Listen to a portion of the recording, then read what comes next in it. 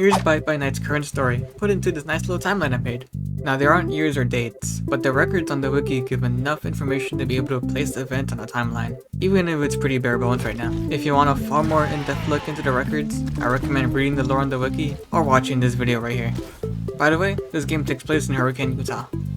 I thought that was kinda cool. Fazbear Robotics. Fazbear Robotics. I'm not saying that. Was created after two companies merged, one being Fazbear Entertainment and the other's unnamed, but I'm just gonna assume it's Afton Robotics. Now, Fazbear Robotics is being led by two people, Mulligan and Graves. Around the time of the merger, Graves put into motion the PRI, or the Property Recovery Initiative, which was to locate and collect any and every Fazbear animatronic. They needed a place to store and test them, so they built a warehouse, which is the warehouse map. This was so they can create new animatronics by using and testing the old ones they collected from abandoned Fazbear property.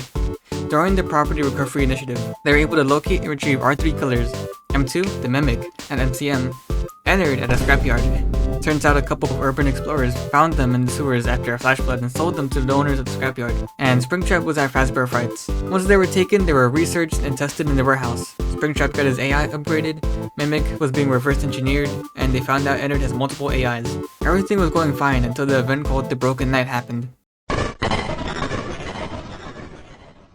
The next point in the timeline. Basically, imagine the Hour Joy from Poppy Playtime. We don't know how this happened yet, but the old animatronics broke out of their containment and started rampaging through the facility, leading the warehouse to be abandoned. During this event, Mimic was able to get recontained before they abandoned the place.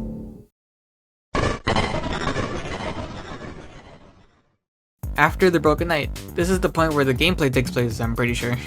But after the Broken Night happened, any old animatronics that were in the warehouse that escaped are now roaming Utah. Except for Mimic, of course. Mulligan and Grace put together a team to track and keep watch of the old roaming animatronics, so they can be recontained and sent to the new and improved warehouse, which is where the Mimic is currently stored at. There are three main hotspots that the old animatronics like to wander to, which are Old Freddy locations, the abandoned warehouse, and the forest on the outskirts of Hurricane. More hotspots are likely to appear in future updates. Fazbear Robotics have been able to keep track of Springtrap's whereabouts. After he escaped during the Broken Night, he started visiting and searching for something at abandoned Freddy pizzerias, before eventually settling into the campsite in the forest. Springtrap was the first to show up there. He basically lives there at this point. He's the first animatronic to appear there, and oddly enough, his presence draws out the other escaped animatronics to the forest as well. On the other hand, Fazbear Robotics haven't been able to keep track of Ennard, due to his ability to burrow and steal bodies. It seems that they only traverse around Utah instead of someone. They do, however, know that they commonly visit old Fazbear property often, and Mimic is still locked up. That is the current lore of Bite By Night in a pretty simple timeline. There isn't a lot yet, but more is clearly going to be added later.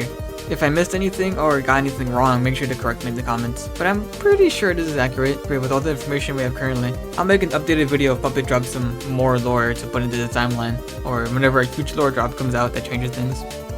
That's all I got for now. See ya!